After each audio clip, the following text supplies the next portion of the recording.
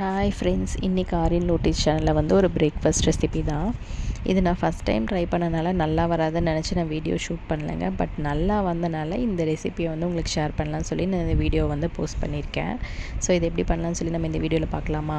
சரி, இதுக்கு வந்து நம்ம யூஸ்வலாக பண்ணுற மாதிரியே சப்பாத்தி பண்ணி வச்சுக்கோங்க. உள்ள ஃபில்லிங்க்கு வந்து சோயா சங்க்ஸை வந்து நான் சுடுதண்ணியில் வேக வச்சுருக்கேன். ஒரு பெரிய சைஸ் பெரிய வெங்காயம், ஒரு பெரிய சைஸ் கேரட், அதுக்கப்புறம் நம்ம வேக வச்சுருக்க சோயா சங்க்ஸை நல்லா ட்ரைன் பண்ணி மூணையும் மிக்சியில் போட்டு பிளெண்ட் பண்ணி எடுத்துக்கோங்க. கொரகொரன்னு அரைச்சா போதும், லைட்டாக தண்ணி தெளித்து கொரகொரன்னு அரைச்சிக்கோங்க. அது கூட வந்து நான் கடலை மாவு, சில்லி பவுடர், சாட் மசாலா, அதுக்கப்புறம் கரம் மசாலா போட்டேன். சால்ட்டு கொஞ்சம் போட்டுக்கோங்க. போட்டு நல்லா மிக்ஸ் பண்ணி வச்சுக்கோங்க. எனக்கு கொஞ்சம் வாட்டரியானனால ஒரு 10 மினிட்ஸ் ஃப்ரிட்ஜில் வந்து ரெஃப்ரிஜிரேட் பண்ணேன். உங்களுக்கு கரெக்டான கன்சிஸ்டன்சியில் வந்துச்சுன்னா நீங்கள் அதையவே வச்சுக்கலாம், ரெஃப்ரிஜிரேட் பண்ண வேண்டாம். இதுக்கு வந்து தோசைக்கல்ல கொஞ்சம் ஆயில் போட்டு அந்த மிக்ஸை வந்து ஒரு பால் ஷேப்பில் நான் வந்து 2 சைடு ப்ரௌனிஷாக டோஸ்ட் பண்ணிக்கிட்டேன். அது மேலே வந்து நம்ம பண்ணி வச்சுருந்த சப்பாத்தி எடுத்து டொமேட்டோவும் பொட்டேட்டோஸ் மேஷரை வச்சு ஒரு ப்ரெஸ் பண்ணிங்கன்னா அந்த ஃபில்லிங் வந்து அந்த சப்பாத்தி கூட நல்லா வந்து ஸ்டிக் ஆகிக்கும். அதுக்கப்புறம் நீங்கள் சைடில் ஆயில் போட்டு 2 சைடும் இப்படி டோஸ்ட் பண்ணி எடுத்துக்கோங்க.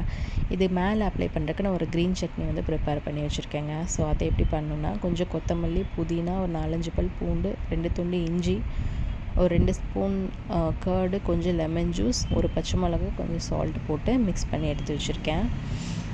இதை வந்து நம்ம டோஸ்ட் பண்ணதுக்கு மேலே அந்த ஃபில்லிங் மேலே வந்து இந்த க்ரீன் சட்னியை போட்டு ஒரே ஒரு சிங்கிள் ஃபோல்டு பண்ணி 2 சைடும் டோஸ்ட் பண்ணி எடுத்துட்டிங்கன்னா ரெடி ஆகிடும்.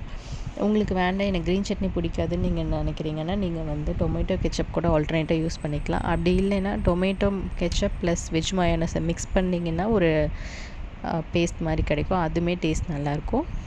ஸோ அதை கூட நீங்கள் போட்டுக்கலாம். உங்களுக்கு இன்னும் கொஞ்சம் கார்னிஷ் பண்ணணுன்னா நீங்கள் வந்து பெரிய வெங்காயம், கேபேஜ், கேப்சிகம் அது எல்லாமே நீளமாக மேலே வச்சு நீங்கள் ஃபோல்டு பண்ணி சாப்பிட்டிங்கனாலும் டேஸ்ட் அட்டகாசமாக இருக்குங்க. இதுக்கு சைட் டிஷ்ஷுக்கு வந்து நான் ஆரியனுக்கு டொமேட்டோ கெச்சப் தான் கொடுத்து விட்ருந்தேன். பிரேக்ஃபாஸ்ட் வீடியோவில் இன்றைக்கி இது தான் ஆரிக்குட்டிக்கு பிரேக்ஃபாஸ்ட்டு.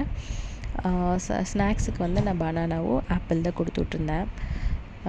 ஸோ இவ்வளோ பேசிவிட்டு இந்த ரெசிபியோட நேமே உங்களுக்கு சொல்ல பார்த்தீங்களா? இந்த ரெசிபியோட பேர் வந்து சோயா சங்க்ஸ் டாக்கோ. ஆமாங்க, நான் அதை ஆல்ரெடி ட்ரை பண்ணணும்னு நினச்சி நல்லா வராதுன்னு சொல்லிவிட்டு நான் பண்ணதில்லை. பட் இன்றைக்கி நல்லா வந்தது. உங்களுக்கு வீடியோவும் நான் போஸ்ட் பண்ணிட்டேன்.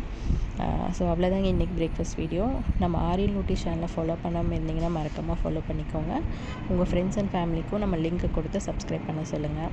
இதேமாதிரி ஒரு நல்ல பிரேக்ஃபாஸ்ட், லன்ச், டின்னர் வீடியோஸ்லாம் அப்கமிங் வீடியோஸில் நான் வந்து போஸ்ட் பண்ணுறேன்.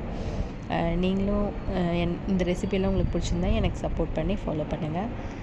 See you next video guys. Bye bye.